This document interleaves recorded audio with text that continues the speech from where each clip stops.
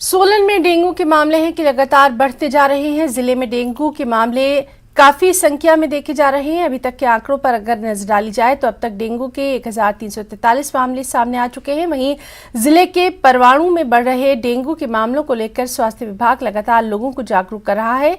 जिला स्वास्थ्य अधिकारी डॉक्टर अमित रंजन ने कहा कि जिले में डेंगू का पहला मामला 31 जुलाई 2022 को सामने आया था। मामला सामने आने के बाद लगातार स्वास्थ्य विभाग विभिन्न टीमें बनाकर लोगों को जागरूक कर रहा है।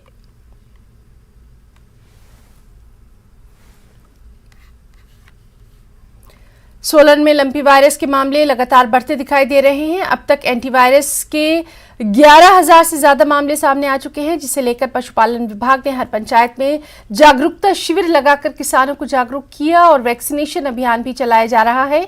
पशुपालन विभाग सोलन के उप निदेशक डॉक्टर बीबी गुप्ता ने बताया कि लंपी वायरस से अब तक 618 पशुओं की मौत हो चुकी है, जबकि 6,000 से ज्यादा पशु ठीक हो चुके हैं। जिले में अभी भी 3,000 से ज्यादा मामले एक्टिव हैं। 18,000 पशुओं का वैक्सीनेशन किया जा चुका है। इसके लिए 5 टीमें गठित की गई हैं।